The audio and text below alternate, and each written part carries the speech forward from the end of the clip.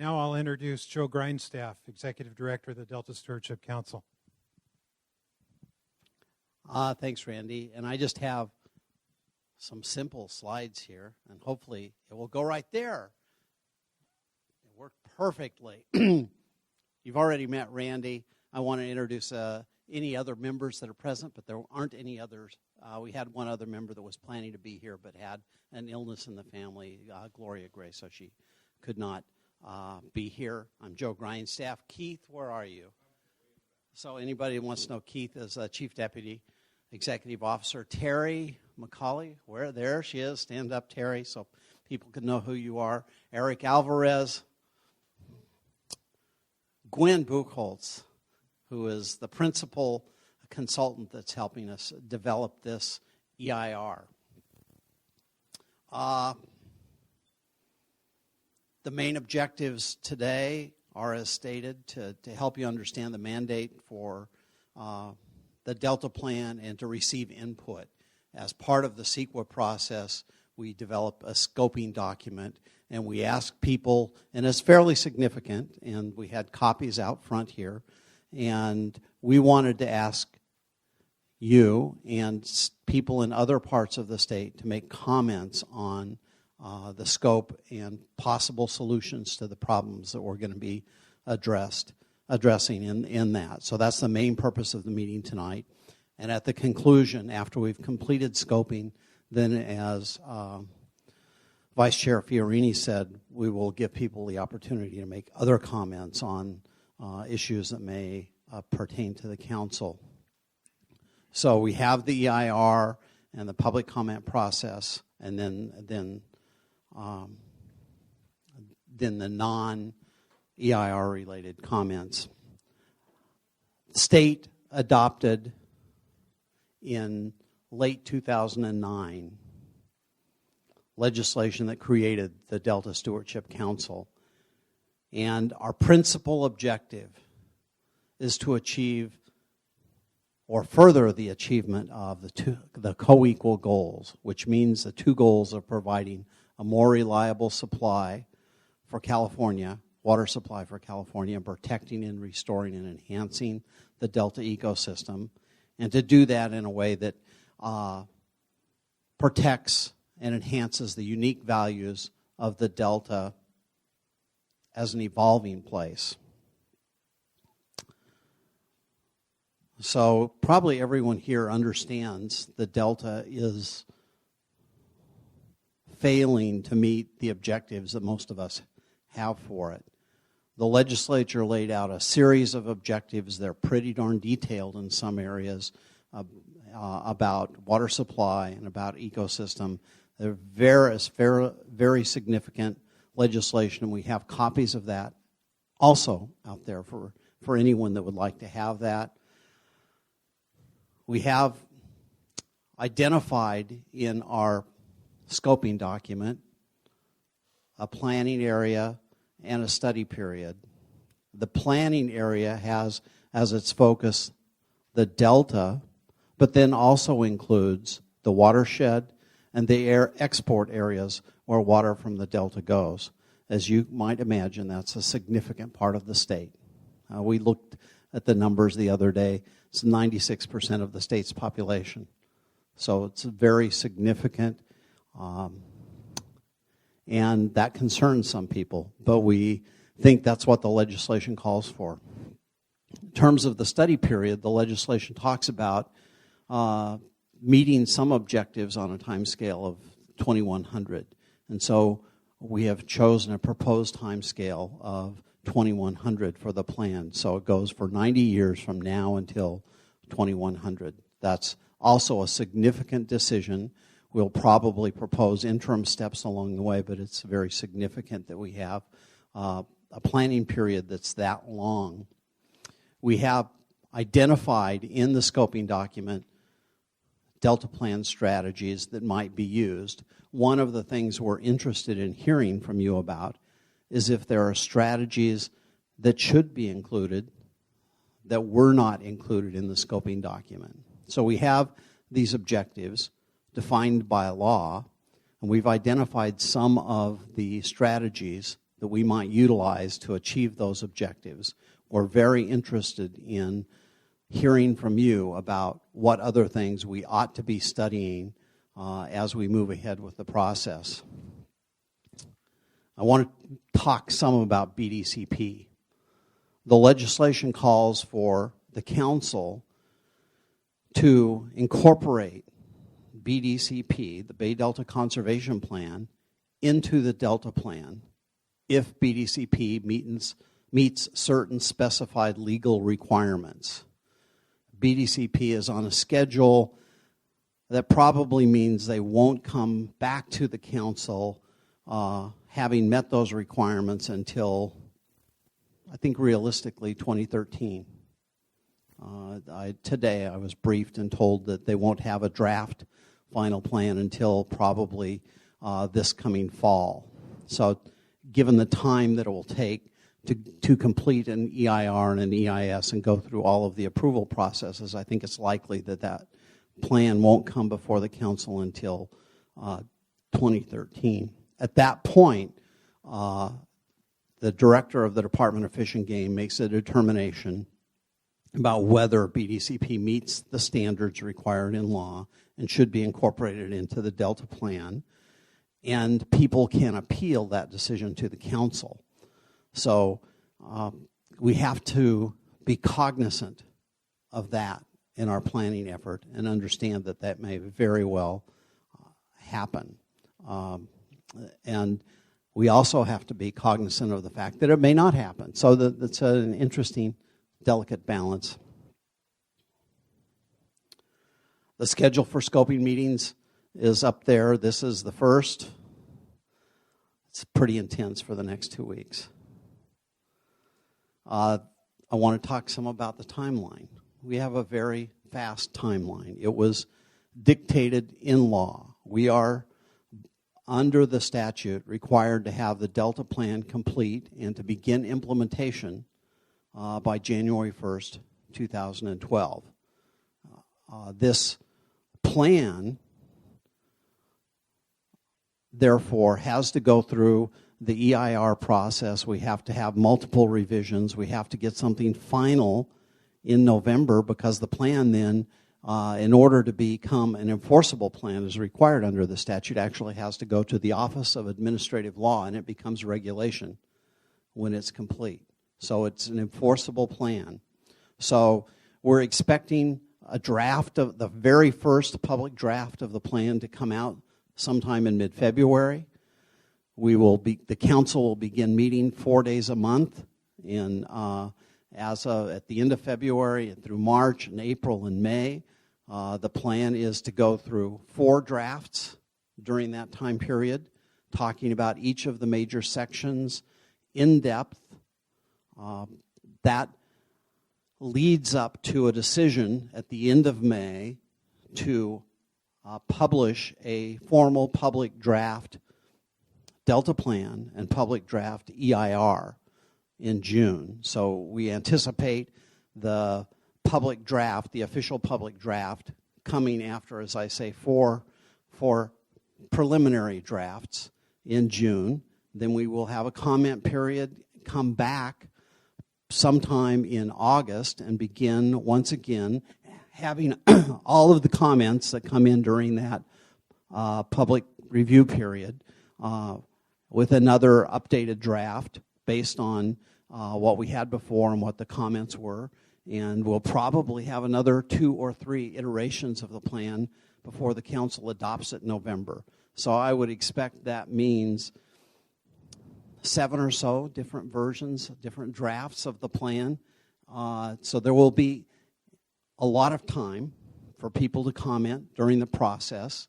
It will be very public. I expect the council will be inundated by people on some issues, but we will meet the deadline. It's the one thing the council's been very clear with me about. We will meet the deadline. We will comply with the law. We will have a Delta Plan complete by January 1st, 2012, ready for implementation. So tonight we'll have oral comment. I want to mention that we do have a court reporter here. We are recording this. The recording of the meeting will go up on our website, and we will have a transcript of this scoping meeting along with all of our scoping meetings. So everyone should be aware of that when you speak. We also will be taking written comments, so we have, I think we have a prepared place besides this email. You can write down your comments and hand them to us here at the meeting or mail them to us to Terry McCauley. So we'll be glad to take comments that way too. With that, I guess I should go back because we're now ready for the public comment period. And I guess I'll ask, we have these blue comment cards, and if anybody else would like to speak, if you would please fill out a blue comment card, we'd be glad to have you come up here. Randall Nudek, you're first up.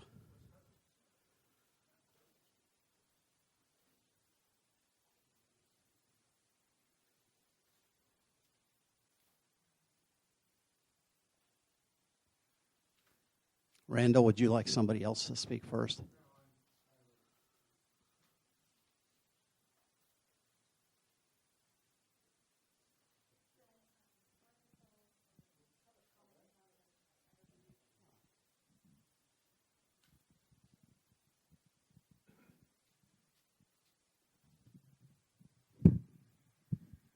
I left my written comments back home.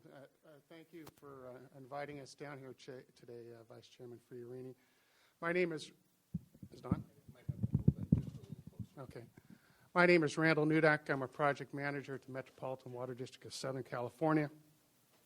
On behalf of Metropolitan, I wish to thank you for holding the scoping session down here in Diamond Bar and to provide the residents of Southern California an opportunity to learn more about the historic planning process in the Sacramento-San Joaquin Bay Delta, and to learn more how they can contribute to the success of this process.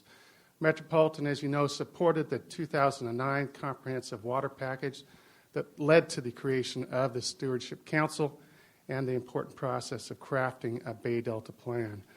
Metropolitan supports the co-equal goals of ecosystem restoration and water supply reliability that were advanced as new state policy in the 2009 legislation.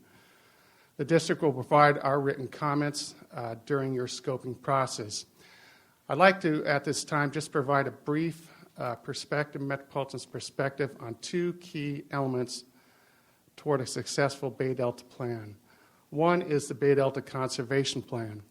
The other is the policy of reducing reliance on the Delta to meet future water supply needs through increased regional and local efforts by all who depend on the watershed through conservation, recycling, and other emerging water management tools.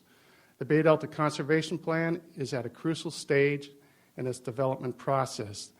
The recent Conservation Plan updates by the federal and state governments reflect broad agreement on several key elements of the plan.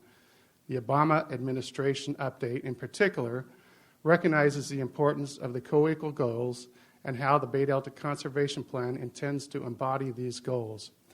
There is recognition that a new water conveyance system in the Delta is necessary to separate the movement of water supplies from fishery habitat during critical times of the year in a recovering estuary.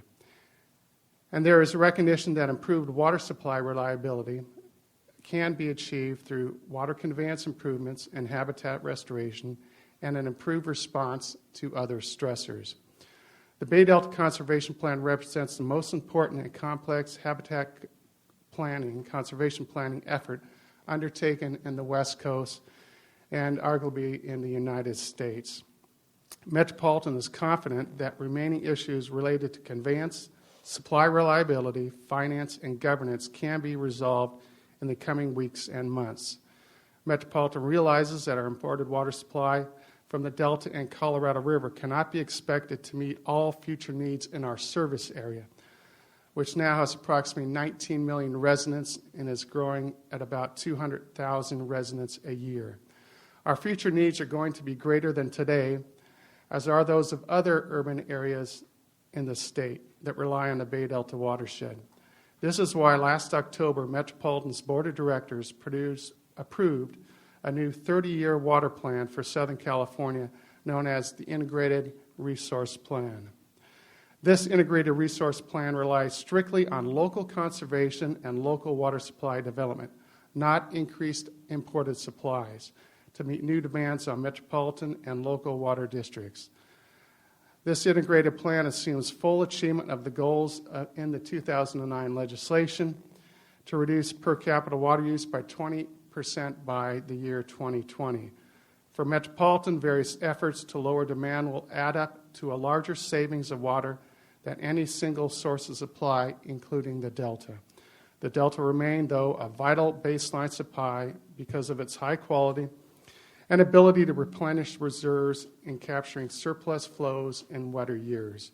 The Bay Delta Conservation Plan's success is essential for the Delta to provide these baseline needs in the decades ahead. Metropolitan would be pleased to participate in any review of long-term water planning efforts by other communities throughout the state that also rely on the Delta watershed, and we encourage such efforts as the Delta Stewardship Council develops and considers its Delta plan. Again, Mr. Fiorini, thank you for this hearing today down in Southern California. We look forward to participating in the coming months. Thank you very much. Al Lopez.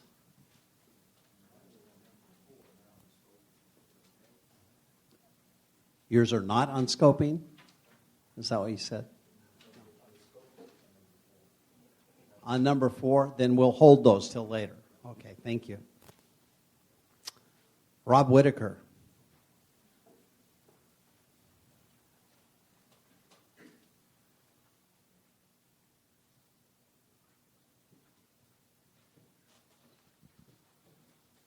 Thank you very much, and thank you also, Mr. Fiorini. My name is Rob Whitaker, and I'm the General Manager for the Water Replenishment District of Southern California. And I first wanted to thank the Council for its critically important work on these mutually dependent goals of balancing both the ecosystem restoration for the Delta and also the very important water supply reliability goal for the state itself. And I also want to say that many water agencies in Southern California, including the Water Replenishment District, believe that local water supply development in Southern California is a key component to developing a statewide solution.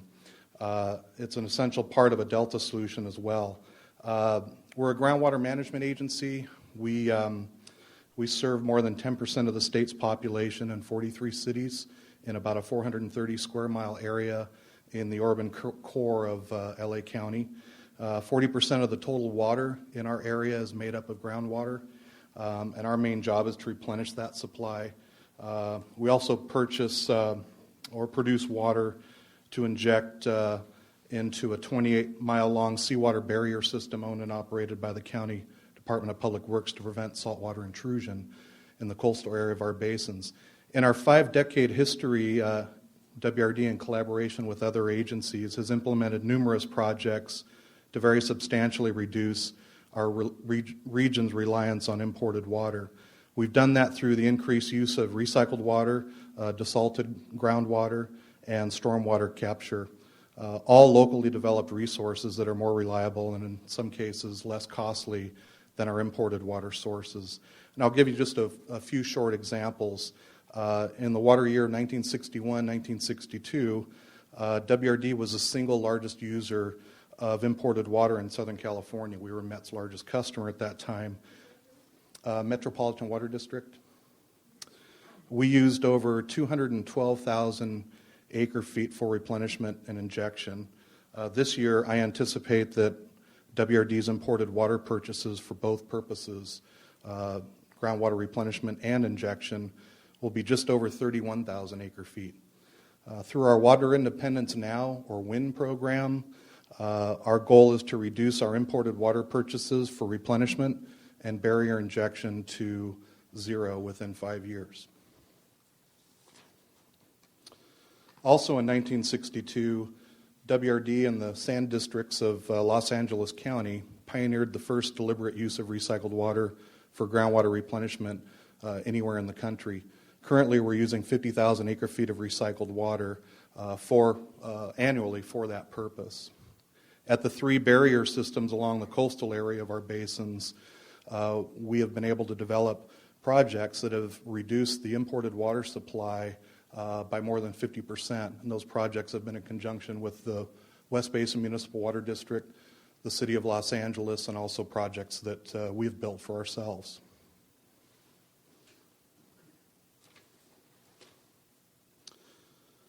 Your Water Resources White Paper referenced the Groundwater Reliability Improvement Program, or GRIP, as we call it. This is the final piece of WRD's WIN program. It's a joint project between the Water Replenishment District, the Upper San Gabriel Valley Municipal Water District, and the LA County Sanitation Districts to provide 21,000 acre-feet of highly treated and high-quality recycled water to both the main San Gabriel Basin area and the Central Groundwater Basin. These examples, and there are many others, simply illustrate that we are well on our way to self-sufficient groundwater basins in our portion of the LA coastal plain. We look forward to the day when imported water in times of surplus will be used for groundwater storage for extraction in times of drought, but that we won't have to rely on it on an annual basis for replenishment. With respect to the task before you, I have one recommendation. My recommendation is that the water resources portion of the EIR for the Delta Plan include an inventory of all existing and planned local development projects in Southern California. We believe that these local projects, as I mentioned, are a necessary part of any future water reliability calculus for the state, and we think such an inventory will provide very significant results in terms of those projects that are planned for the future. I'll be pleased to answer any questions and provide my comments in writing. Thank you. Richard Atwater.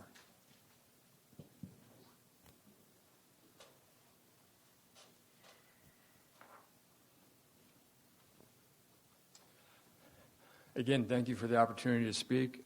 For the record, I'll give you my statement after I get done so you can look at it. My name is Richard Atwater, and I'm the Executive Director of the Southern California Water Committee, which is a nonprofit, nonpartisan organization formed in 1984, representing counties from Kern County to the Mexican border, over 20 million people. And we've been working on issues on the State Water Project in the Delta since 1984. Our organization fully is committed to working collaboratively with all organizations, agencies, and individuals throughout the state to develop and implement a plan to restore the Delta ecosystem and the water supply reliability, the co-equal goals that Joe talked about. The success of the Delta Plan is critical to achieving both of these goals, and we're sympathetic, as Joe outlined. I'll paraphrase, you have a very ambitious schedule. We obviously want to support you completing that on time, but it's a great challenge, and obviously all of us have our work cut out for us. As you continue to work on your plan, we do have a few comments that we'd like you to incorporate in the scoping document and address both in the Delta Plan and the environmental document. First, we would suggest there needs to be a more clearly defined scope for the Delta Plan. The notice of preparation is very broad, and if the plan of the Delta is not more targeted in its approach with specific recommendations, it would ultimately jeopardize the ability to successfully implement the plan. The Delta Plan should try to focus on the Delta region and follow the clear directions provided in the legislation. Our second point is we would suggest you need more explicit explanation of the programmatic nature of the Delta Plan and how it's tiered and coordinated with the other plans for the Delta.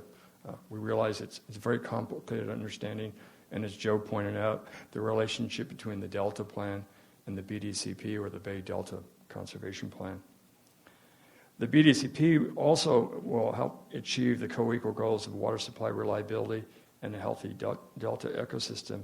And though it will not be completed for another year or two, it'll come in after the Delta Plan, and so that relationship and the integration of the two will be an important aspect of the project implementation. Third, the Delta Plan should not attempt to address or resolve general water management issues statewide. That is more appropriate at other agencies and policy forums. Addressing general water management issues is the responsibility also of local agencies under state law. And then lastly, one final comment is the Delta Plan should not, as it's suggested in the scoping document, just focus on the State Water Project and the Central Valley Project in regards to Delta water use.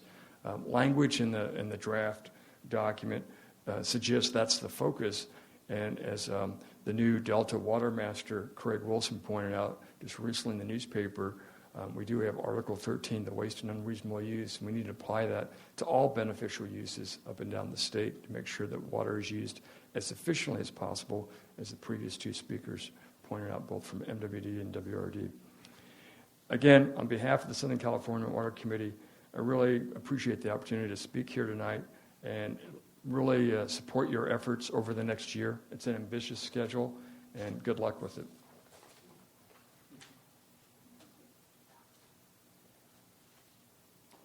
Terry Sprague. Terry, are you going to talk about the Delta Plan, or is it general comments? General comments. So we'll wait. Okay. Then Paula Daniels.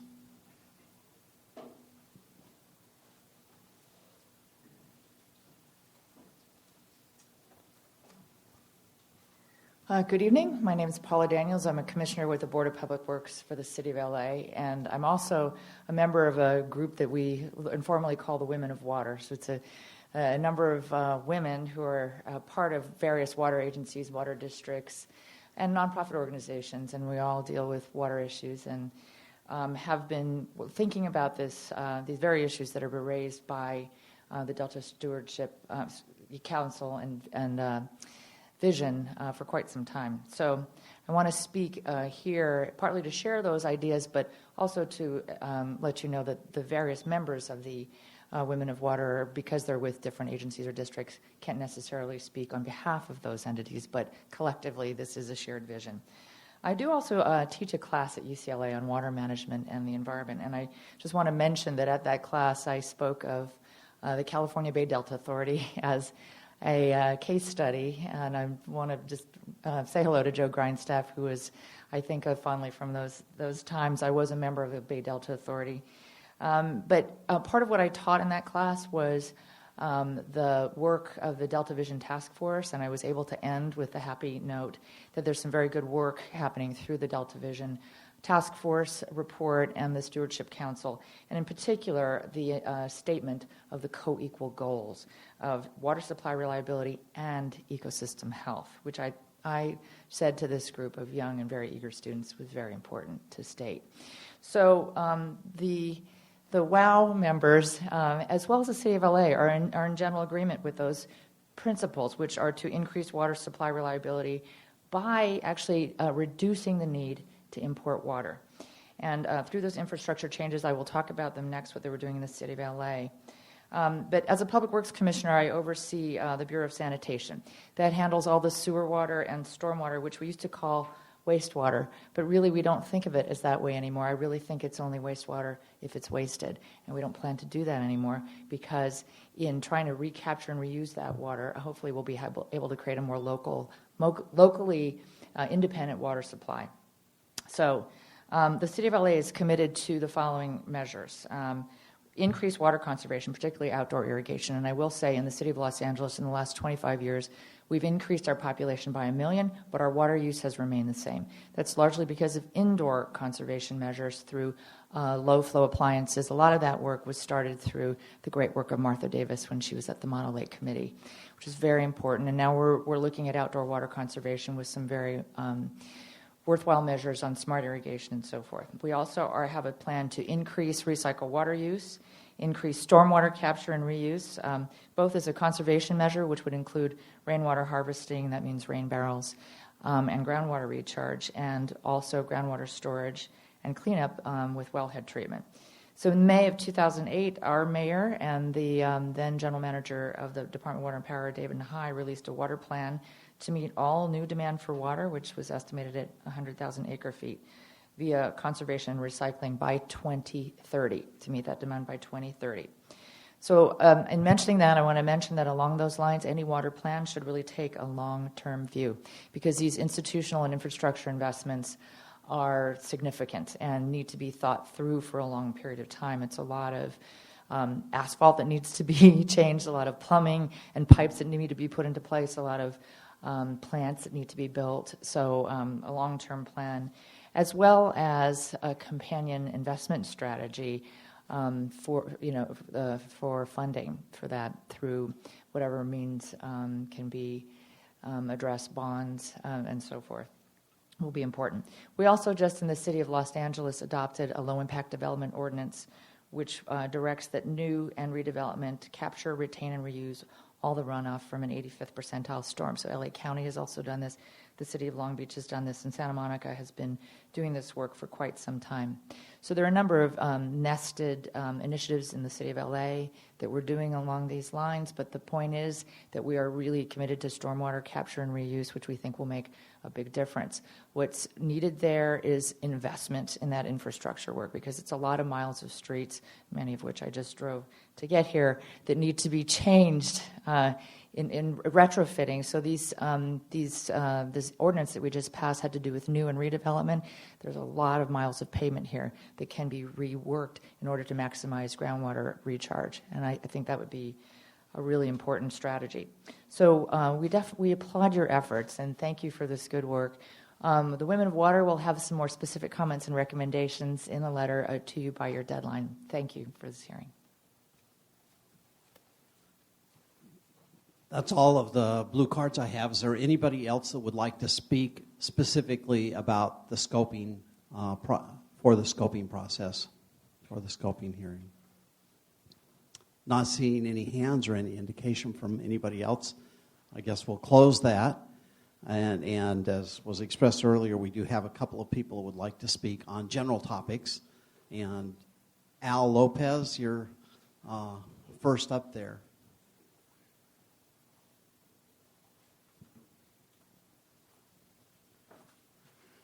Good evening. My name is Al Lopez. I am a board member at Western Municipal Water District, and we would also like to thank you for hosting this meeting here to provide an opportunity for all of us to come and participate in the activities that are being undertaken by this council to develop the comprehensive package.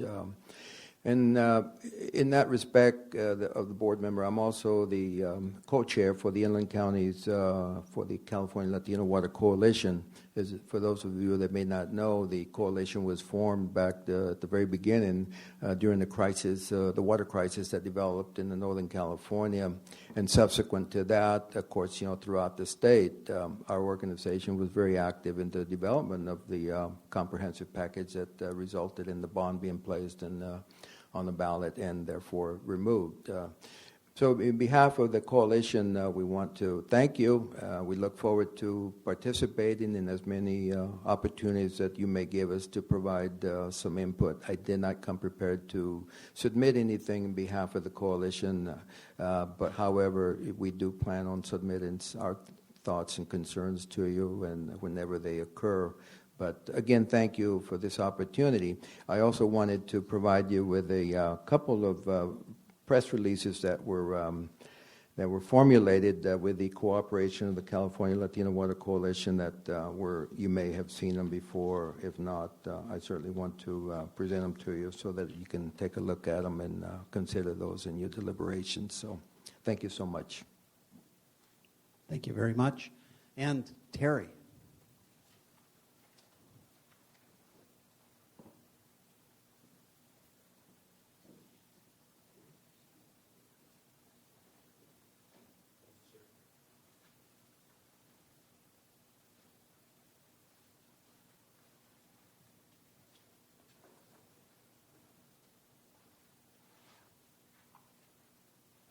My name is Terry Sprague. I'm with my own group, Sprague and Associates. What I'd like to address really is listed basically in your water delta legislation on page 36, item 85305, that states, the Delta Plan shall attempt to reduce risks by promoting effective emergency preparedness. We have a process by which we think we can move water through the Delta if the levees collapse. How much water, we don't know. we have developed a fabric pipeline that possibly could move water through the Delta. There are several water agencies in Southern California that are looking at this project at this time. I know I'm really here to ask advice. Gwen Buchholz was kind enough to give me a little bit of advice, and I understand that in order to get this technology included in the alternatives for emergency purposes, I must ask the board or the members of the council. Is that correct? Is that how the process works? Ultimately, the board does make the decisions, yes. And Council. you would direct the staff or CH2M Hill or whoever else to look at that. At this time, that directive has not been given. Am I correct on that? That's correct. I'd like to... We have received the letter. Good.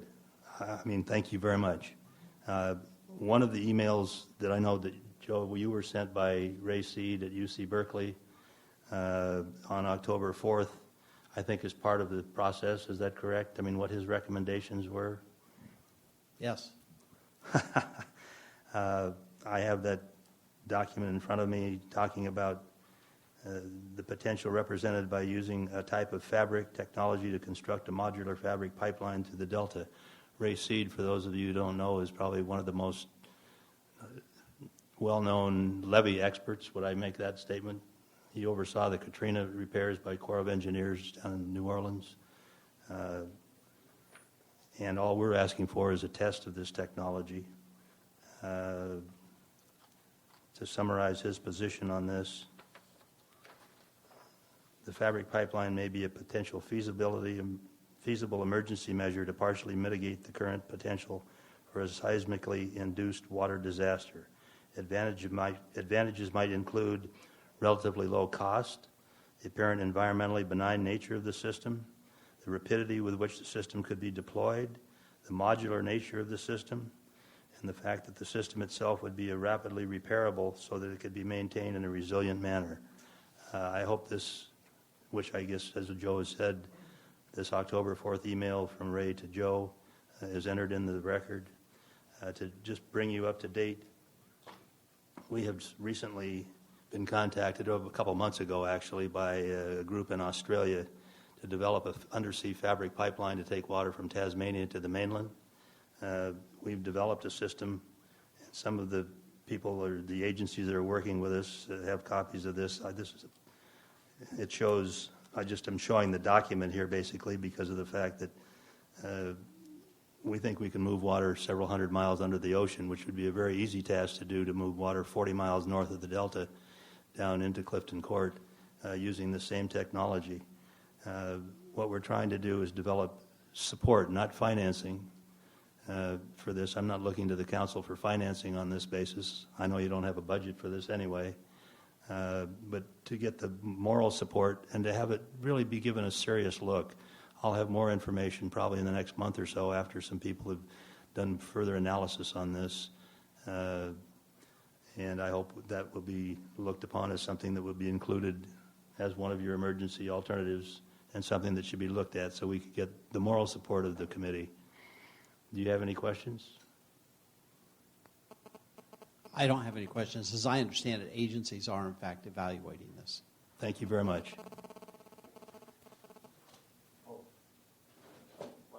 One last thing.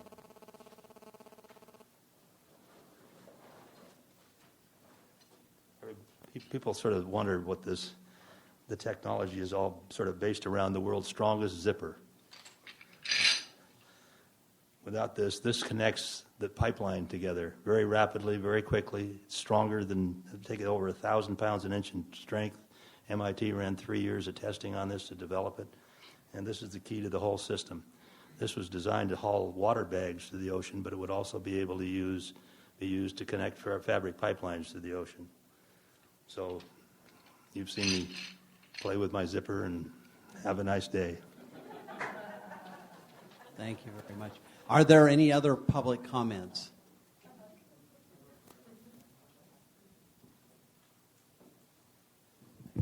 Well, it looks like we've accomplished what we've come for. Thank you very much for your attendance tonight, for your input, and we look forward to working with you throughout this next year as we develop the Delta Plan.